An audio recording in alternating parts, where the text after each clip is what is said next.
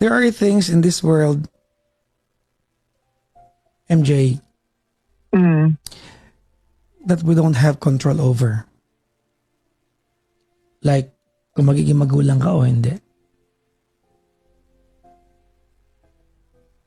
Yun nga din iniisip ko. Baka If it's kaya not din siya written, maghahanap. if it's not written in your stars,